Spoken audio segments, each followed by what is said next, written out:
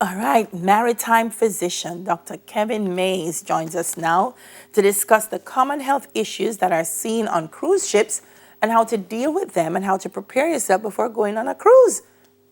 Miss Cruise over here, may I leave it to her, because she's supposed to know. Me? Yes. It's through. Not true. Hi, Doc. Morning. Hi, morning. Okay, so you're a maritime physician.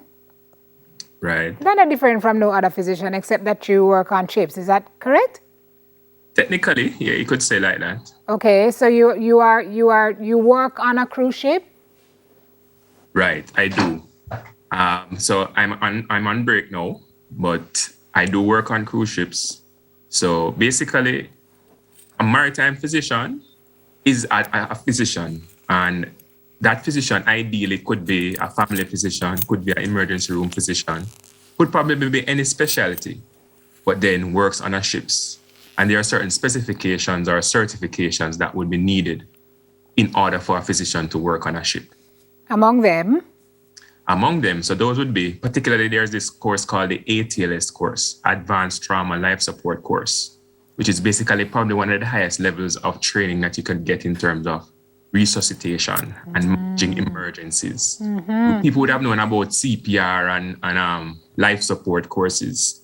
So there's the basic BLS, which is basically the basic form of CPR or resuscitation. Then there's ACLS, right? Then there's PALS, which is specifically resuscitation for children.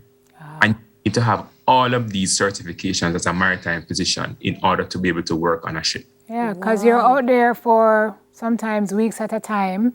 Months at a time. Months at a time. There's no hospital nearby. On the ship where the physician works is the hospital. Correct. So we saw it with COVID, right? Lots of folks catching COVID on cruise ships because of the nature of being in that space. You're kind of like on a vessel, self-contained, out there for a while. Right. What are some of the kind of illnesses you will see, or what illnesses should we be aware of before we decide we're going to go on a cruise? All right. So let me say this. You made the point about people catching COVID on cruise ships. Maybe in the initial phases that was an issue, but as I've seen and experienced myself, probably being on a cruise ship now is probably a little safer than most spaces on land. And it makes Really? Yes, because on a cruise ship now, most cruise lines are mandating that their their crew members, as well as guests, be vaccinated, and testing is done regularly. Some cruise lines weekly. So every week you are being tested for COVID. Everybody is vaccinated. All of the measures are in place. Everybody is wearing a mask. Everybody is washing their hands regularly. There are regular hand washing stations. So this at home or on land, you wouldn't have that. Many spaces you go, some people won't be vaccinated. Persons won't be wearing their mask properly. Persons won't be washing on their hands. Trip, all of that is mandated and all of that is in place. So the reason why I said probably it's going to be a little safer because the protocols are strictly observed on a cruise ship. Yeah. To answer you, all right. No, go ahead. Complete what you're saying. So the other question was, what are some of the common issues? Yes. So the same issues seen at a regular doctor's office or hospital or emergency room technically are seen on a cruise ship. We see anything from as simple as the common cold, cuts and bruises, to something as simple as a deep laceration, persons with heart attack, persons with stroke, persons with major cardiovascular issues, persons can have seizures, right? Any and everything, right? It's falling in the water, so we have occasionally, not often, drowning incidents or near drowning incidents. So that's why the physician or the medical team on board a cruise ship would need to be very, very adequately prepared because they can't see basically anything and they need to know how to function in a setting like that. My word. My next question is, why would you want to be a maritime physician? Because it sounds like so much pressure. You said the medical team, because Dr. Care you one. No, Who supports you on board? Definitely. So normally there's more than one physician. There's a nursing team, and there's also somebody called an infection control officer, an ICO. So that person is really in charge of, from a public health standpoint, dealing with managing if there should be a potential outbreak, managing the whole public health aspect of being on the ship. Yeah.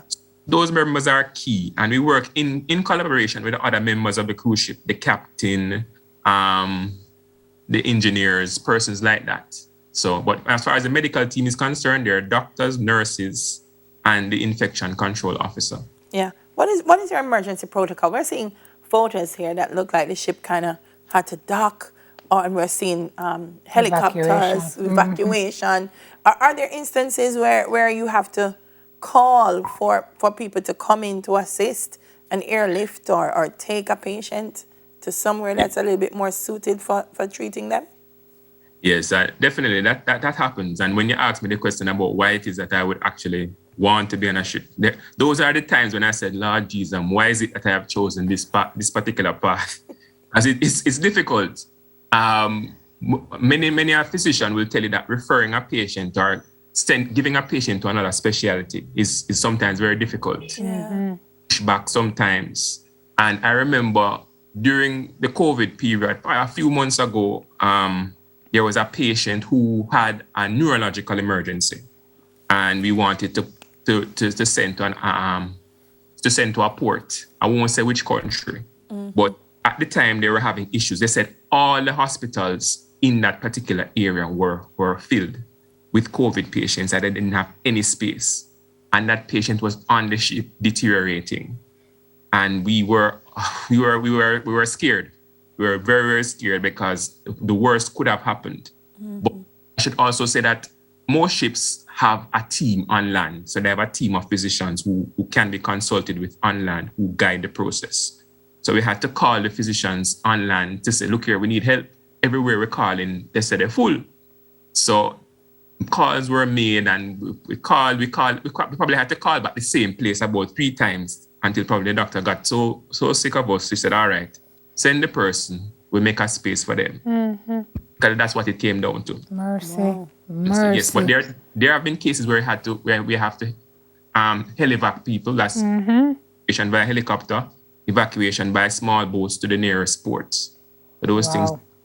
Well, I mean, God forbid those should happen at all or often. What about the common, which probably is the most common? You can tell us, people getting seasick. Like, how do you treat that? Or what should potential cruise shippers know about that before they come on board? All right. So yes, seasickness is pretty common among crew and amongst guests as well.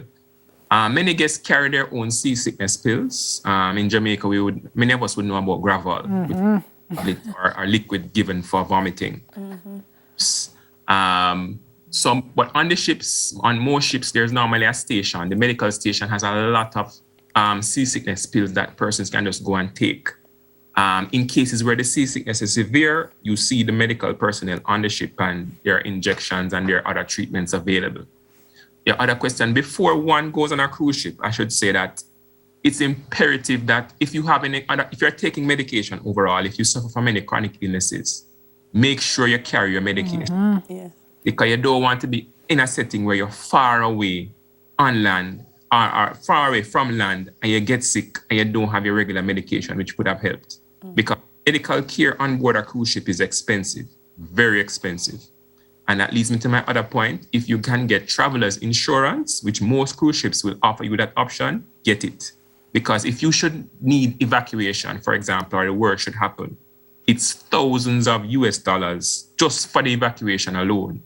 So imagine the medical care. So travel insurance, getting your medication.